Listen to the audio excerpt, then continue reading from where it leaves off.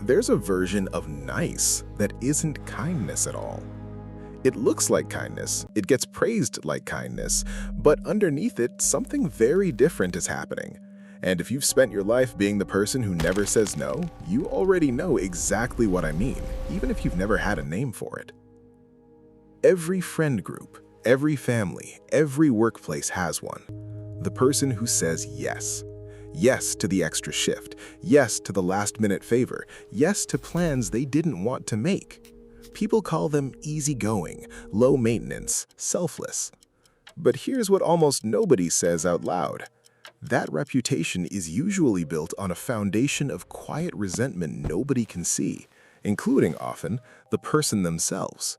Because saying yes to everything doesn't mean you don't have limits. It means your limits got overridden so early and so often that you stopped being able to feel where they are. This pattern rarely starts as an adult decision. It usually starts young, in a home, a classroom, a friendship, where saying no came with a cost too high to keep paying. Maybe it was conflict. Maybe it was someone's disappointment, or anger, or withdrawal of affection. Whatever the specific version was, the lesson landed the same way. My no makes things worse. My yes keeps things safe. Psychologists studying people-pleasing behavior link this closely to something called fawning, a lesser-known cousin of fight, flight, and freeze. Where fight confronts a threat and flight escapes it, fawning appeases it. It's a nervous system strategy. If I can make myself agreeable enough, useful enough, easy enough, the threat, whatever it is, will pass me by. The problem is, fawning doesn't stay in the situation that created it. It becomes the default setting, not just with the person who taught you it was necessary, with everyone. A coworker, a partner, a stranger asking for a favor. The nervous system doesn't reliably distinguish between this specific person is dangerous to disappoint and disappointing anyone is dangerous, so it just says yes, every time, to protect against a threat that, in most current situations, isn't actually there anymore. Retention beat. Think about the last time you said yes to something you didn't want to do. Was there a specific fear underneath it? Of anger? Of disappointing someone? Of being seen as difficult? That fear is usually older than the situation that triggered it.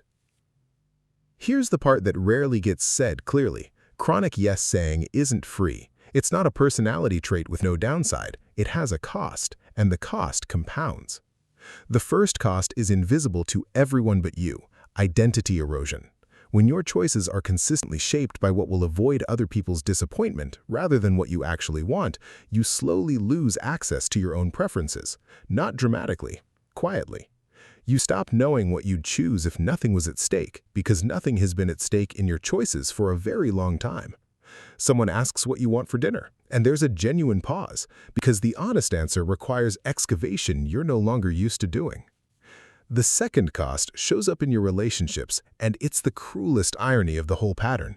The more you say yes to keep people close, the more resentment quietly builds toward the very people you're saying yes to.